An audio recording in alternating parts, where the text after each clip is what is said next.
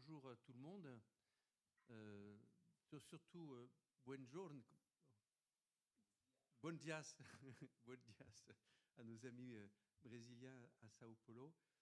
Ici, je pense que vous venez de prendre votre petit déjeuner. Pour nous, beaucoup de gens sont encore en train de prendre leur déjeuner. Ils sont encore en train de manger.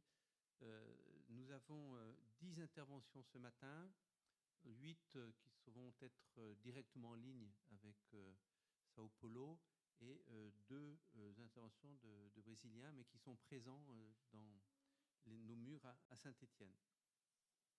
Dans cette séance de plateau virtuel, cette séance de poster virtuel correspond à, je le dis pour vous au Brésil, mais à des posters qui sont affichés ici en vrai, en réel, dans les escaliers de l'école d'architecture où nous sommes. Donc les 10 posters plus les 9, je crois, qu'on a vus lundi sont affichés. Donc les gens ici peuvent les voir visuellement, peuvent les avoir directement en face d'eux. Bon, pour le moment, on va reprendre la liste des 10 interventions dans l'ordre qui est indiqué dans le programme. Les premiers sont Andressa Müller et Paulo Reyes. Est-ce que Paulo et Andressa sont présents? Presente. Os dois. Très bien. Eh bien, à vous. Vous avez 4 minutes. C'est le temps, parce que j'aurais dû vous le dire tout de suite. Vu le nombre de posters et l'emploi du temps très chargé de l'après-midi, on vous donne 4 minutes pour faire la présentation, ce qui nous permettra, au bout des 10 présentations, d'avoir un petit temps pour discuter de ce que vous avez présenté. D'accord? Très bien. À vous. J'imagine que c'est Andressa. Então, bom dia. Meu nome é Andressa Miller. E eu vou apresentar o trabalho Camp, Carnaval e Rua, a performance queer do Bloco da Laje no espaço público. Esse trabalho ele é produto da minha pesquisa de mestrado, orientada pelo professor Paulo Reis, que também está aqui, na Universidade Federal do Rio Grande do Sul, pelo Reis à l'Université Rio Grande do Sul, dans le cadre du programme d'études de 3e cycle, en planification urbaine et régionale. Ce travail a pour objectif la compréhension de la relation entre l'esthétique et la performance du Bloco da Laje, qui est un bloc de carnaval de rue de la ville de Porto Alegre. L'appropriation de ce bloc dans l'espace public est une manifestation du droit à la ville et de la population LGBTQ+, et également la population queer qui est investie dans ce travail. Donc, il s'agit de récupérer l'esthétique Kemp, une esthétique constitutrice de l'identité queer et de ses rapports avec la culture populaire brésilienne, notamment le carnaval de rue. Kemp est un terme qui a été créé par Suzanne Soltan en 1964 et qui a été défini comme un type de sensibilité qui s'oppose à des attributs esthétiques hégémoniques, à des valeurs, des questions de genres hégémoniques, et propose une nouvelle perception qui vit dans un imaginaire constitutif de l'identité queer, qui, bien que cette personne ne soit pas née dans cette identité, c'est une identité qui s'est développée notamment à travers l'identité pop au Brésil en tant qu'esthétique. Le Kemp existe dans le domaine de la culture brega, un certain sens de l'exagération, mais aussi les attributs du tropicalisme des années 70. Il se fonde dans la communauté LGBTQIA+, comme une manière de résistance culturelle et politique. Puisque l'espace du camp peut être un espace de liberté augmenté, notamment dans le carnaval de rue brésilien. Il a donc un lien avec le carnaval à travers le sens ludique et le ritualisme du carnaval également, notamment par rapport à la question des divisions de genre et de sexe. L'idée de territoire peut ainsi être dirigée vers le carnaval brésilien, dans la mesure où il se configure comme un espace d'appartenance. Dans le carnaval, quand il a lieu dans le centre-ville, généralement, c'est un espace dont le peuple se saisit. Et ça devient donc, le centre de décision de la ville devient donc un centre où tout type de rencontre peut se produire et tout type de... L'espace urbain est démarqué par le carnaval et avec un aspect ludique, il définit la rue. Il y a énormément de bruit, je suis désolé. Un espace communautaire et créatif. C'est notamment un espace d'études. Desculpe, tem alguém com o microfone ligado? Vitor, você pode cortar o microfone da pessoa? Feito, Anthony. On n'entend plus la traduction, là. Non, c'est parce que je leur ai demandé de couper le micro de la personne qui avait oublié de l'éteindre. Donc, c'est particulièrement un objet d'étude pour moi. Le Bloc Odalage, c'est un groupe qui développe une idée ludique dans Porto Alegre avec une allégorie ouvertement queer. Ce groupe s'approprie cette multitude de personnes, associe les aspects ludiques au plaisir, mais aussi les significations politiques et culturelles non normatives. Dans le même temps, il vit avec succès la tradition des blocs de rue qui, depuis des dizaines d'années, est présent dans la ville de Porto Alegre. On peut dire que ceux qui fréquentent le bloc Odalage assument cette dimension de la diversité et également une dimension politique à travers un acte performatif dans le bloc qui porte le désir de liberté. Il va falloir que des différences également. Excusez-moi, il va falloir que vous concluiez hein, parce que nous avons 10 personnes à passer dans l'heure. Excusez-moi d'être un petit peu brutal. Discours. Ah, sim. Eu já estou terminando. Je termine. Donc, cette recherche traite de la question de l'appropriation de l'espace urbain dans le contexte du bloc Odalage et également des impacts de cette appropriation, mais aussi voilà, l'impact de cette appropriation sur la communauté LGBTQ+. Elle s'intéresse également à l'appropriation des espaces publics dans la ville de Porto Alegre. Cette recherche se trouve encore à son étape initiale et nous dressons encore la littérature. Et nous avons déjà remarqué la pertinence de la discussion qui est proposée et les possibilités d'insertion qu'elle offre par rapport aux communautés LGBTQ+. Et elle apporte la théorie queer dans le débat académique, principalement dans le scénario de la planification urbaine au Brésil. Merci. Merci Alessandra, merci. Merci Andressa, pardon. Donc on va passer au poster suivant de Luisa Capalbo Menezes. Luisa, est-ce que vous êtes là?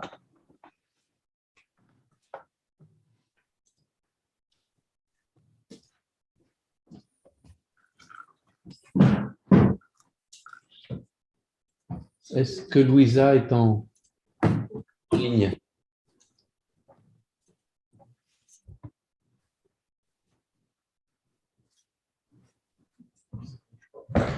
Donc, si Luisa n'est pas là, on va demander à Gilles Barros, qui est présent, il me semble. Oui, je le vois d'ici.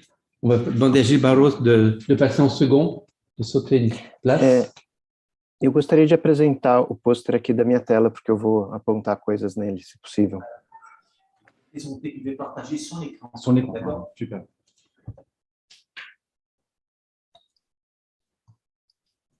Okay.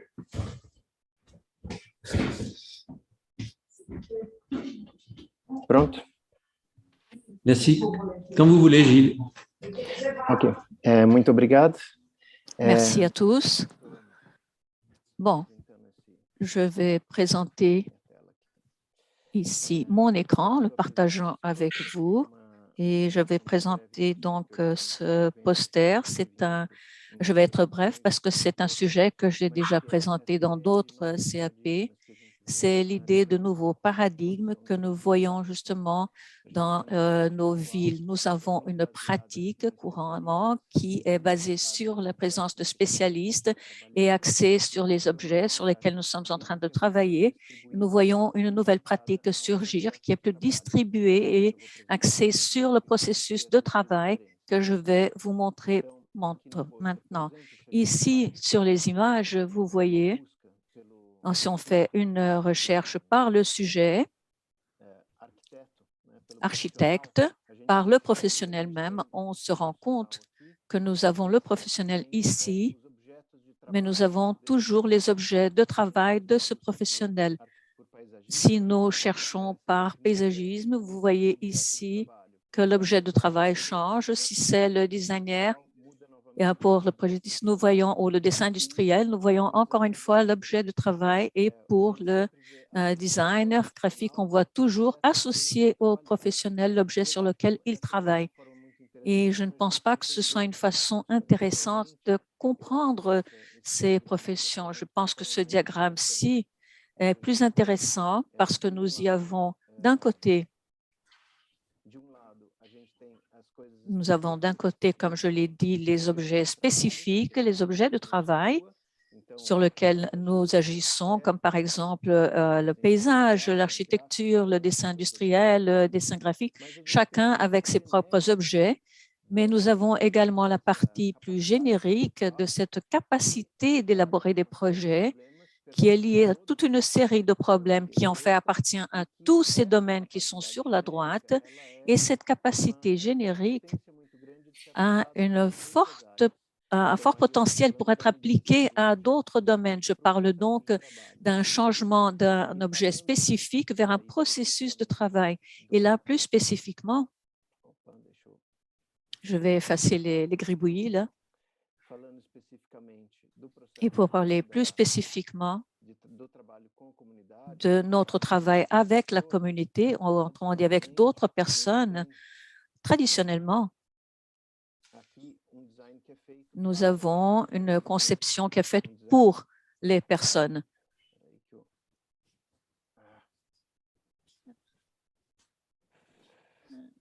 On peine un peu avec la technologie, là. Donc, une conception qui est pour les personnes. Les personnes, donc, vous disent ce qu'elles veulent. Le designer, alors, va développer le travail qu'il doit faire.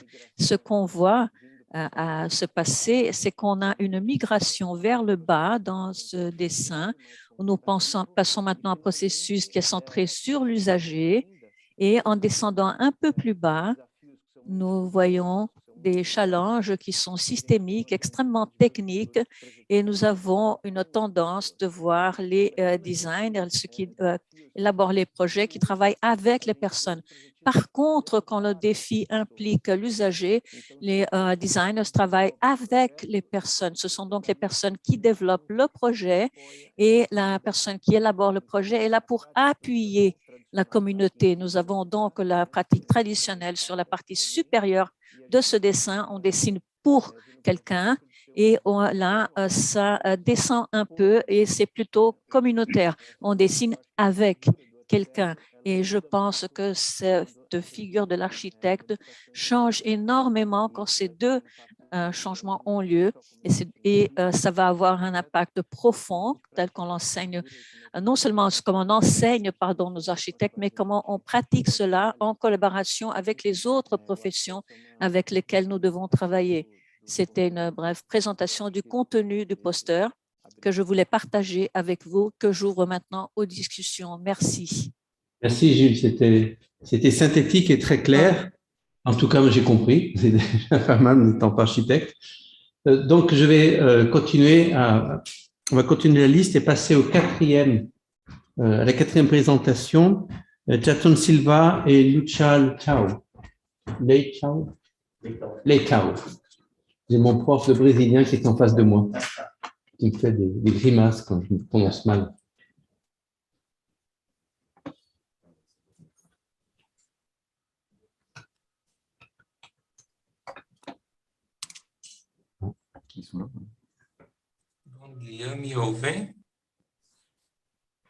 Vous m'entendez là? Oui, tout à fait. Merci. Tout à fait. Allez-y. À vous la parole. Bonjour, je suis Jadson Silva. Je fais un master par UFIA et je travaille avec justement cet objet de l'architecture dans ce cours. Et je suis orientée par le professeur Lucia Leitão, qui fait également la coordination de mon ZAP et du travail que je fais avec vous. Et ce travail que je veux partager avec vous est un volet de ma recherche qui est développé pour mon master et qui fait une recherche sur l'espace de la maison dans le Sertão, qui est une région géographique du nord-est brésilien, une région qui est très forte dans l'imaginaire constitué, qui est basé sur la sécheresse et la faim. Et mon travail est axé sur une recherche pour voir comment cet imaginaire et cette maison du sertanejo, de celui qui habite le sertão, basé sur la musique de Luis Gonzaga, la littérature de Suassuna, toute la musique sertaneja, tous ces moyens qui constituent cet imaginaire sertanejo, comment cet imaginaire va avoir une influence forte sur la façon de vivre dans ces maisons qui se trouvent dans le sertão, cet espace brésilien. Et ce travail fait une recherche également sur l'aspect religieux, le sacré, qui sont des forces qui ont une forte influence sur la façon dont cette population du sertão traite leur rapport avec l'espace, le paysage, la nature, les autres personnes. L'objectif principal de cette recherche est de comprendre comment cet imaginaire se manifeste dans les maisons, dans l'espace de ces maisons. Le sertão, elle voit elle dit que c'est de la taille du monde si on prend Guimarães Rosa comme référence pour la littérature. Et Guimarães Rosa nous dit également que la maison, en tant que chose humaine qui est produite par l'habitant, la maison du sertão comme chose humaine, elle comprend non seulement les personnes, mais également le temps, le lieu, le paysage et la personne du sertão.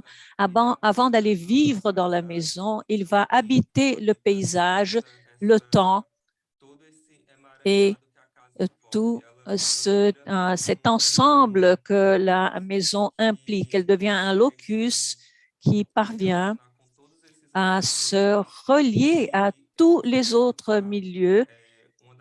Et je peux vous citer l'une des références de le professeur qui me dirige dans mon master, qui utilise l'interprétation de Bonhoeffer, qui dit que la maison est un espace interne. Et dans cet espace interne, nous pouvons voir qu'à partir du moment où les choses pénètrent dans cet espace interne du sertão, elles passent d'une existence réelle à une existence symbolique, imaginaire. Et le sacré dans ce milieu, cet auteur dit qu'à partir du moment où la foi, les questions religieuses et les symboles religieux et du sacré entrent dans la maison du sertão, comme par exemple dans les fêtes locales, les jours fériés, les fêtes populaires, les jours des saints de ce lieu où la maison est insérée. Donc à partir du moment où l'image du saint entre dans la maison autour de saint se développe comme un espace sacré et l'espace de la maison abrite alors cette idée d'un espace qui accueille le sacré et d'un espace qui se transforme au-delà d'un simple lieu d'habitation, d'une simple résidence pour accueillir toutes les questions liées à la foi, à la pluie, à la célébration, au remerciement pour cette pluie bienheureuse, toutes ces questions qui appartiennent à la vie du sertão. Oui, il faudrait conclure, s'il vous plaît, Johnson.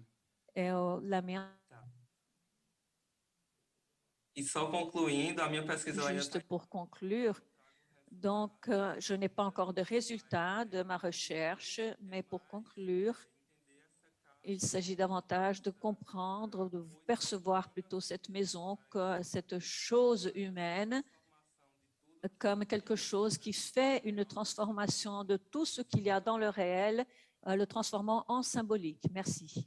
Merci à vous. Excusez-moi de vous avoir un peu rapidement brutalisé, mais Tuca, c'est à toi maintenant. Cássia, você agora. Donc c'est Tuca Vieira qui est présent. Tuca, tu passes ici.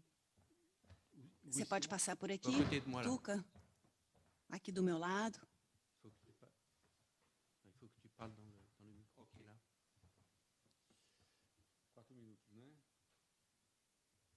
4 minutes. Voilà. Bom. Ça va. Posso começar? Je peux commencer? Ok. Obrigado. Eu vou mostrar a vocês Merci. uma espécie de estudo de caso que está inserido no Je meu vais projeto vous de présenter doutorado, une étude de que cas fala sobre a relação da viagem qui com a parle formação do sur les arquiteto. rapports entre voyage et architecture. Eu tive a oportunidade de estar em J'ai Pyongyang, eu capital da l'occasion d'être Coreia à do Norte, Pyongyang, en Corée du Nord. Para entrar lá, você é obrigado é uma visita Pour entrer dans bastante ce pays, controlada. Il faut avoir un visa, c'est un peu plutôt compliqué. É uma visita bastante controlada, onde eles mostram C'est une apenas, visite contrôlée aspectos où ils positivos do montrent país. seulement les meilleurs aspects du pays. Portanto, uma visita que pode ser encarada como uma propaganda. Por exemplo, a cidade. C'est une visite qui est surtout une propagande de la ville. Eu me interesso pelo fato de que, ao mostrar Ce qui apenas dos m'intéresse, aspectos da c'est cidade, que, comme montrant à peine un des aspects de la ville, há toda uma outra cidade que não é mostrada il y a tout un autre aspect de la ville qui n'est pas montré e que incentiva extremamente a nossa imaginação. et qui, disons, stimule notre imagination, Como se houvessem duas cidades. As cidades que comme s'il y avait deux villes.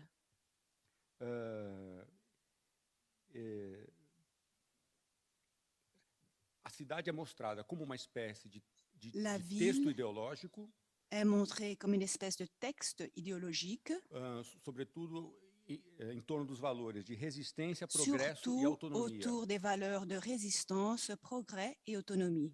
O fato é que nós que visitamos Le lá não fait est sabemos que nous exatamente qui avons visité la ville ne savons pas exactement o que acontece por detrás dessa ce cidade qui se propaganda. passe en arrière de cette ville de propagande. Podemos pensar nas maiores Nous pouvons barbaridades penser à certaines barbarités ou mesmo numa vida ou même à une vie. uma cidade normal.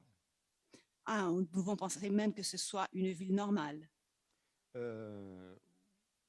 O que resta para mim é que, ao tentar controlar a En imagem da cidade, essayant de contrôler ce qu'on voit de la ville, o regime falha. le régime Falha, souffre un échec porque ele não pode controlar a nossa própria imaginação. parce qu'il n'arrive pas à contrôler notre imagination. Il échoue parce qu'il n'arrive pas à contrôler notre imagination. É isso. C'est ça. Merci Tuca. Grâce à Tuca, nous avons gagné 1 minute. Bon. Merci. Donc là, nous allons passer à la présentation suivante, qui est celle de... Pardon. Nous passons à la présentation suivante, qui est celle de Rinaldo Miorim. Est-ce que Rinaldo est en ligne à São Paulo?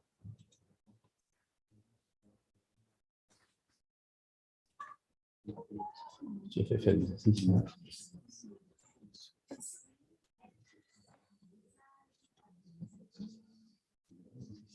Est-ce que Rinaldo est là?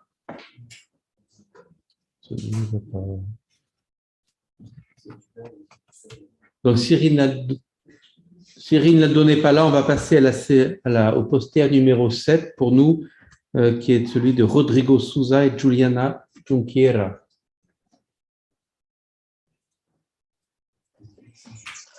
Olá, bom dia a todos. Bonjour à toutes et à tous.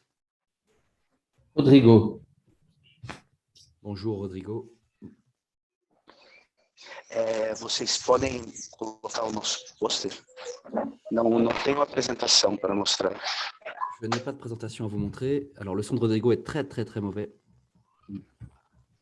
On a un poster, Rodrigo. On a votre poster ici. Posso começar?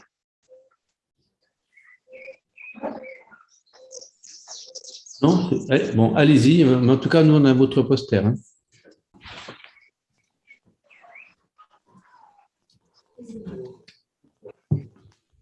Je crois qu'il a des problèmes de connexion, Rodrigo. Bom, a nossa pesquisa. Alors, notre recherche est concentrée principalement sur une ville du Mato Grosso do Sul.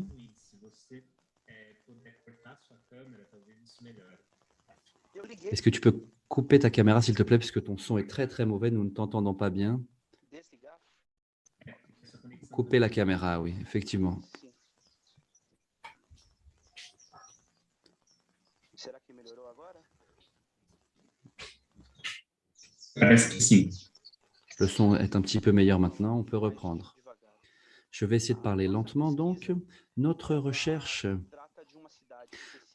parle d'une ville en particulier qui s'appelle Porto Murtinho, à la frontière entre le Brésil et le Paraguay, dans l'État brésilien du Mato Grosso do Sul. C'est une ville qui a une condition très particulière puisque c'est un endroit situé au milieu du continent, à équidistant du Pacifique et de l'Atlantique, et qui aujourd'hui fait l'objet d'une intervention d'infrastructures dont la première étape consiste à la création d'un pont pour connecter les deux pays à travers la rivière. Donc, c'est une connexion qui, jusqu'à maintenant, est uniquement faite par bateau sur la rivière Paraguay. Et il y avait des projets de chemin de fer ou des choses comme ça dans une ville notamment qui contient 5000 habitants, mais qui a une extension extrêmement grande puisque c'est la deuxième ou troisième plus grande municipalité du pays, 5 fois plus grande que la ville de São Paulo, par exemple, et caractérisée énormément par la présence de l'eau,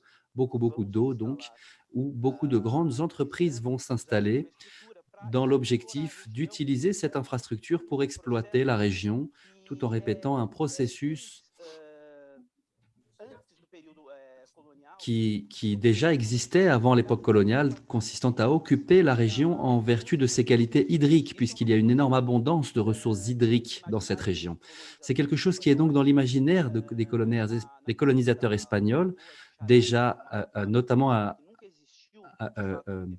travers l'idée d'un lac mythique en fait, qui n'a jamais existé et dont on pensait qu'il distribuait de l'eau dans le bassin amazonien et pour la rivière Paraguay également. Ensuite, lorsque les autochtones ont reconquis ce terrain, les ont repris des colonisateurs espagnols qui sont restés dans la région durant 350 ans, les autochtones ont donc réussi à dominer les chevaux et l'usage des canoës, suite à quoi, lorsque le Portugal a dominé ce secteur et ont commencé à connaître cette région comme étant le Pantanal, c'est-à-dire une région dotée d'énormes ressources hydriques. Et aujourd'hui, c'est une région, donc l'État du Mato Grosso do Sul est une région qui possède le plus grand pourcentage de l'aquifère Guarani. Parmi toutes les régions du Brésil, c'est celui-là qui possède la plus grande proportion. Et c'est donc une réserve d'eau qui est encore en cours d'étude, mais qui est très qui permet des perspectives très positives pour l'avenir et avec un changement de ces eaux très rapide également. L'industrie de cellulose, de bois, qui sont des industries qui ont besoin de beaucoup d'eau, utilise en très grande quantité l'eau de cette région, ainsi que la plantation de soja. Les grains de soja ont 50% de leur poids composé d'eau. Donc, ce n'est pas véritablement que la plante consomme de l'eau, c'est que la plante est à 50% de l'eau, le soja. Donc, nous comprenons qu'il existe un processus extrêmement nocif qui se perpétue au long des siècles d'exploitation de cette région sans jamais laisser de ressources significatives pour la région. Donc, nous avons des infrastructures ferroviaires qui ont été abandonnées, qui correspondent à une autre époque d'exploitation de la région, et nous avons l'impression qu'un nouveau cycle est... Hop, on l'a perdu. Mais de toute façon, là, il faudrait que vous arrêtiez, Hugo, de dépasser les 4 minutes. Naquele lugar.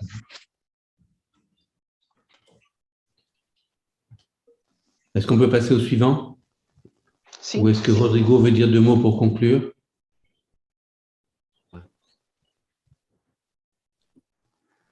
Bon, on va passer au numéro 8. Donc, c'est Ayumi Pompeia. Si j'ai du mal à prononcer votre nom, excusez-moi. Est-ce que vous êtes là? Ayumi.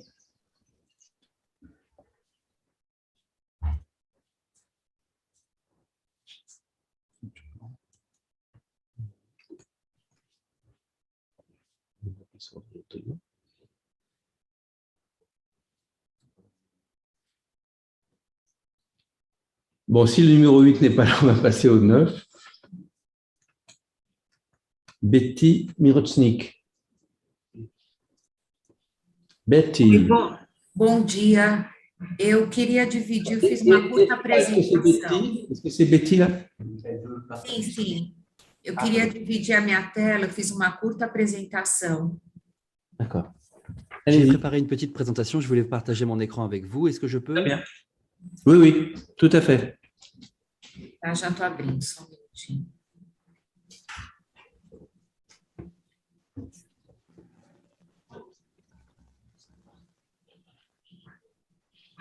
Só um instantinho, por favor. Un petit instant, s'il vous plaît.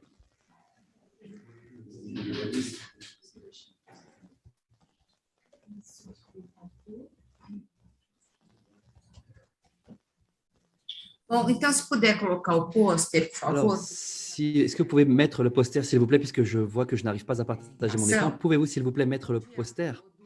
Bonjour à tous et à tous. Paul arrive pour m'aider parce que moi, je ne suis plus capable de rien. C'est ça. 9, oui.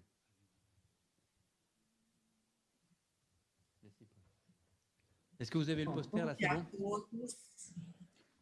Eu C'est bon, oui. faço doutorado. Alors, je suis doctorante à la faculté d'architecture et d'urbanisme de São Paulo sous la direction de Guilherme Wisnik. J'ai fini mon master il y a 1 an, également sous l'orientation du professeur Guilherme Wisnik. Et mon doctorat est une extension de mon master. Ce que j'étudie dans le cadre de mon doctorat, c'est l'impact de projets artistiques et architecturaux contemporains dans lesquels de nombreux éléments sont occultes, comme une manière de considérer leur rapport avec notre perception et leur entourage. Nous sommes immergés dans un environnement qui est plein d'images hégémoniques qui circulent dans nos téléphones portables, à la télévision et sur les ordinateurs, faisant en sorte que les images soient caractérisées par un hyperréalisme qui fait en sorte que nous les voyons comme étant plus réelles que la réalité. Comme une manière de résister à ce contexte, certains travaux artistiques et architecturaux produisent des images synesthésiques et ambiguës, que nous appelons ici des images opaques, c'est le terme que je donne, qui proposent une expérience dilatée du sujet dans la construction de... Moi, je m'intéresse en particulier dans mes recherches de master comme de doctorat au concept d'interstice, qui est ce qui se trouve entre le sujet et l'œuvre, la fluidité, c'est-à-dire un déplacement de l'espace-temps aux ambiances, atmosphères, comme un ensemble d'éléments indéfinis, est toujours en opposition entre la matérialité et immatérialité.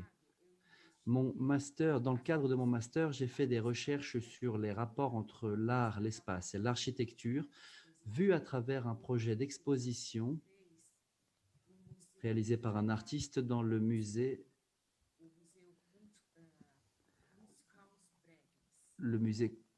Kunsthausbregen.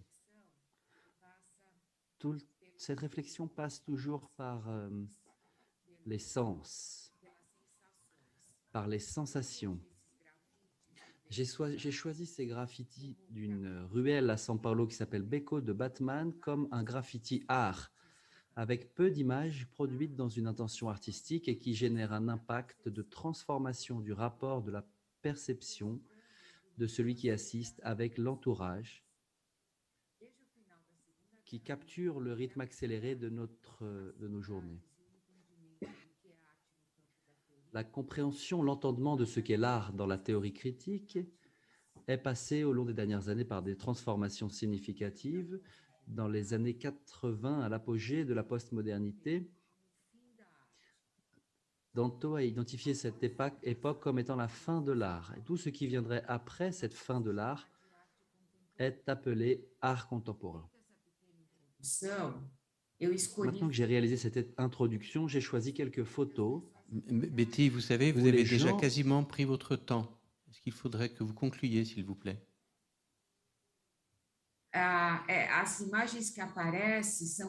Les images que vous voyez sont des corporéités, la construction de l'espace à partir des images. Elles passent du graffiti, elles sautent devant les graffitis et elles créent une relation entre le sujet et l'objet. C'est ce que j'ai voulu vous montrer avec ces images. Merci beaucoup. Merci. Merci, merci. Eh bien, il reste la dernière intervention, c'est du Big Boss, Arthur Rosestraten, qui va venir au pupitre.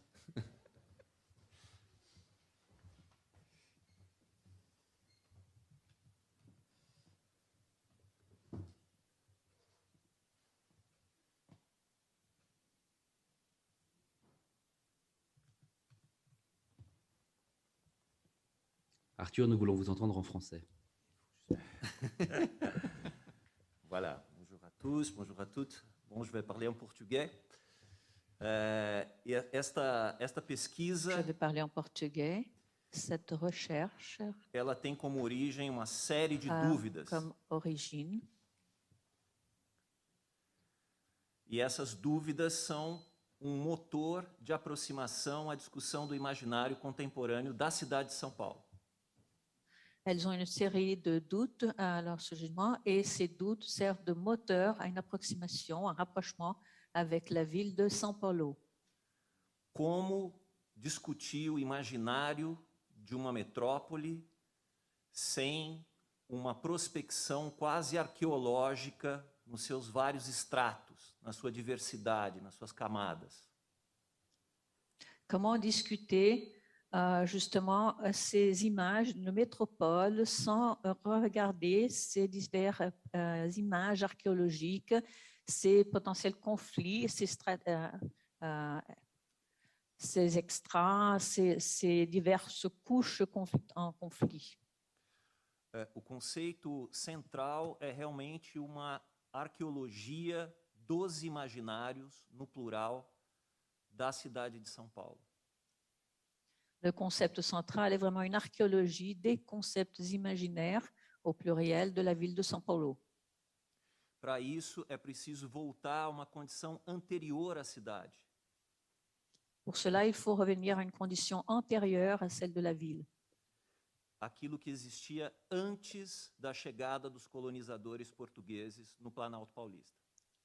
Ce qu'il y avait avant l'arrivée des colonisateurs portugais sur à la plaine de São Paulo. Esse lugar se chamava Piratininga. Et ce lieu s'appelait Piratininga. O lugar onde os peixes secavam ao sol. C'est le lieu où les poissons séchaient au soleil, d'après le nom indigène. Lugar absolutamente tomado pelas águas. Un lieu absolument envahi par les eaux. Onde viviam tribos tupiniquim. Où vivaient les tribus tupiniquim. Essa é a origem da cidade de São Paulo. Nous avons là l'origine de la ville de São Paulo. E há aí conflito mítico. Et il y a là un conflit mythique. O enfrentamento entre dois irmãos. La lutte entre deux frères. Tupiniquim. Qui étaient Tupiniquim, Iterupim et Peliçá. Como Caim e Abel. Un peu comme Cain et Abel. E a partir daí, então, dois imaginários se desenham. O imaginário dos encontros. Pardon. Deux imaginaires se dessinent à partir de ce conflit, l'imaginaire des rencontres. E dos desencontros. Et des non-rencontres. Os imaginários das passagens ou das metamorfoses.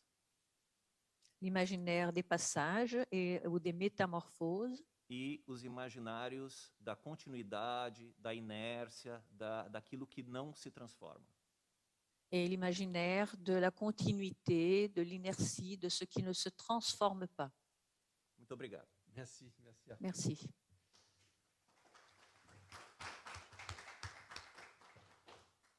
Donc, je vais revenir rapidement sur les 3 interventions qui n'ont pas eu lieu. Est-ce que Lucia Capalbo-Menezes est présente? Non, toujours pas. Est-ce que Rodrigo Souza et Juliana Junquera sont... pardon, excusez-moi, je dois me tromper. Est-ce que Rinaldo Moirin est là? Non plus. Est-ce que Ayumi est présente?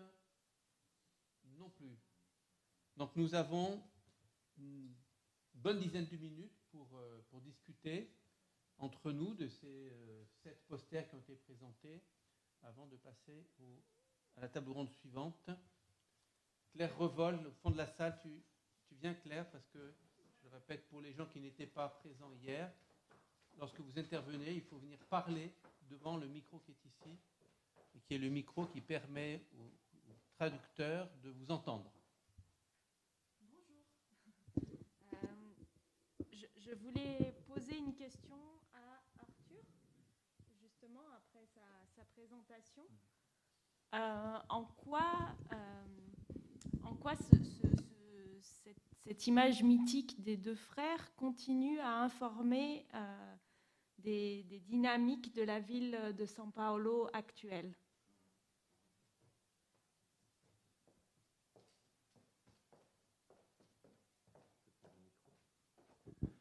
Merci pour cette question, Claire. Eu entendo que essa contraposição que cette contraposition entre os 2 irmãos entre les 2 frères opunham uma condição de resistência da cultura tupiniquim, de um lado, des aspects de la culture tupiniquim d'un côté, do irmão que foi assassinado, le frère qui a été assassiné, Piquerobi,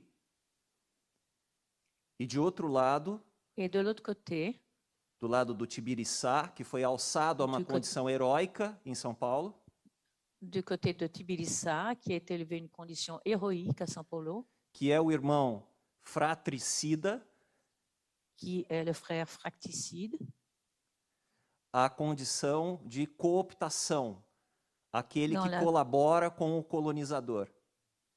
dans la condition de colonisateur, disons.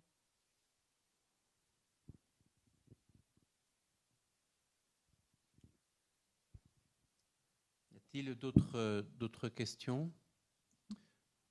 Et à São Paulo, est-ce qu'il y a d'autres questions pour nos intervenants? Afin de vous donner le temps de réfléchir, je voulais vous faire une remarque. Alors, ce n'est pas une synthèse parce que ça ne concerne pas l'ensemble des communications et des posters, mais il me semble que parmi les posters qu'on a vus, la plupart d'entre eux, d'une certaine façon, reprennent les propos de Gilles Barrios en montrant que, en fait, ce qui importe lorsqu'on... Enfin, montrant, je ne dis pas que c'est toujours comme ça, mais parmi ces interventions, ce que je trouve assez remarquable, c'est qu'on voit que la réalité, d'une certaine façon, de l'imaginaire s'exprime à travers des pratiques. L'imaginaire, ce n'est pas simplement quelque chose qui est abstrait dans la tête, c'est aussi une façon de répondre à Jean-Louis Tornatore hier. C'est aussi quelque chose qui va qu'on va appliquer et qu'on va mettre en forme, qu'on va mettre en mots, hein, et qu'on va, à partir duquel on va construire un récit qu'on va proposer. Alors, pour Gilles, il s'agissait d'un récit qu'on va proposer aux clients, enfin aux gens qui vont utiliser ou qui vont profiter de l'architecture, mais j'imagine que c'est un petit peu la même chose pour un certain nombre d'autres propositions qui nous ont été faites ici.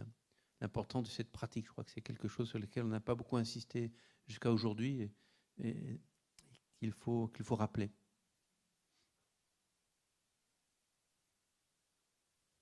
Y a-t-il des demandes de prise de parole? Gilles, qu'est-ce que vous en pensez de ce que j'ai dit? Pardon. Gilles, qu'en pensez-vous? C'est compliqué, l'écran est là, mais le micro est là. Eu achei muito interessante sua colocação. J'ai trouvé ce que vous avez dit très intéressant et je pense que ma présentation, mon intervention n'est pas liée exactement à des objets spécifiques. C'est pour ça que ça travaille sur un niveau plus abstrait. Mais je pense que justement, nous sommes en train de travailler, quand on travaille avec l'imaginaire, on travaille justement sur ce passage de ce qui est latent. Et ça, c'est un passage extrêmement important. J'étais en train de penser aux autres interventions, les questions des blocs de carnaval, les graffitis, justement comment les blocs de carnaval de rue se transforment les lieux quand ils passent par ceci. Le bloc queer, par exemple, il amène avec des valeurs, non seulement des valeurs qui sont vues habituellement, et l'espace accepte ces valeurs au moment du passage du bloc. Ou dans le cas des graffitis, quand on travaille avec cette sortie du support vers l'incorporation des personnes qui sont là-bas présentes et passent par cet espace. Et j'ai trouvé vraiment très polémique et provocatrice l'intervention sur Pyongyang.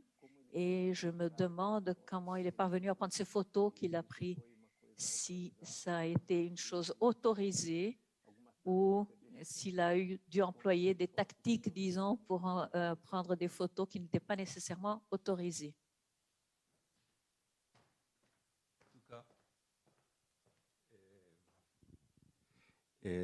Sim, exatamente. Não, é impossível de tirar fotos não autorizadas. Agora, Il est impossible de prendre des photos non autorisées. Exatamente. E muitas vezes a grande ironia é que eles queriam mostrar um monumento que para eles é fabuloso e que eu achava horroroso.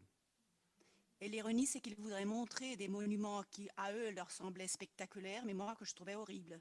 E muitas vezes, no mesmo lugar, eu podia fotografar o monumento que estava à minha frente, mas eu não podia fotografar o bairro que estava atrás de mim. Donc, je pouvais prendre une photo du monument qui était en face de moi, mais pas du quartier qui se trouvait derrière moi. O grande medo deles era que eu fotografasse coisas feias. Donc, leur grand souci, c'est que je prenne des photographies de choses qu'ils trouvaient laides. Exato. Só que os critérios de feio e bonito eram muito diferentes entre eles e eu. Mais leurs critères de ce qui est joli et de ce qui est laid étaient très différents de mon critère.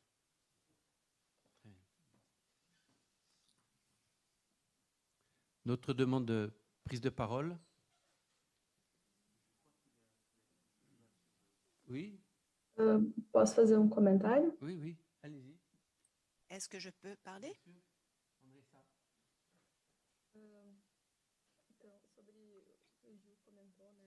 C'est ce que Gilles a dit. C'est ce que Gilles a dit. Je pense qu'il y a une puissance très grande dans la ville de Porto Alegre, dans ce sens-là, parce que c'est une ville qui souffre, commence à se vider dans le centre, dans un sens plutôt ludique, vers d'autres quartiers aux alentours. Et cette question du carnaval, on préférait les escolas de samba, non, au lieu du carnaval de rue. Donc, la collectivité du bloc au Dallage, ces dernières années, est active depuis 2012. Il a vraiment fait une révolution dans ce sens, qui n'est pas seulement un jour, mais au long des mois qui précèdent le carnaval. Il y a également une occupation des places parce qu'ils se retrouvent dans la place. Et il y a également, ils font des défilés dans les rues du centre et dans les autres quartiers. Et à chaque année, enfin ces dernières années, non à cause de la pandémie, enfin on n'a pas eu le dernier carnaval, mais il y a chaque fois plus de gens qui se réunissent, il y a des gens d'autres villes qui viennent également participer. Et on voit clairement un message politique très clair qui vraiment nous arrive à nous émeut, et une certaine jeunesse de Porto Alegre. C'est très émouvant de voir comme ils participent, et c'est ce que je voulais vous dire. Je voudrais également ajouter. Paolo, pardon. Paolo veut prendre la parole. Je voudrais également ajouter, oui. Allez-y. Oui, je voudrais ajouter que l'esthétique du Bloco d'Alage, proposée par le Bloco d'Alage, il va invertir dans l'esthétique donnée par les grandes escolas de samba. Il y a toute une inversion de notions esthétiques qui va, disons, se choquer contre la spectacularisation de l'image du carnaval. Donc, il y a une construction différente de l'imaginaire qui va récupérer ces pratiques quotidiennes. C'est ça, merci. Oui, Paolo et Andressa, si je peux me permettre, je voulais vous poser une question. J'étais très intéressé par la présentation qu'a faite Andressa du carnaval queer à Porto Alegre. Et on voit bien que là, il y a un phénomène dans lequel la communauté queer s'incarne véritablement dans la ville. Donc il y a un lien étroit qui se fait avec la ville. Mais en même temps, on sait aussi, enfin je ne suis pas un spécialiste, mais de peu que j'en connaisse, que l'une des particularités du mouvement queer, c'est d'être aussi très réseauté. Les gens ne sont pas simplement de là où ils sont aussi très souvent en relation avec d'autres, et en particulier, je me demandais s'il y avait des liens qui pouvaient être faits entre ce qui se passe à Porto Alegre et ce qui se passe, par exemple, dans d'autres carnavals. Je pense à Berlin, par exemple, qui est l'un des festivals qui est connu, enfin l'un des carnavals connus, ou ailleurs. Donc, est-ce qu'il y a cette dimension d'échange et qui peuvent aussi influencer sur ce qui va se passer à Porto Alegre? Je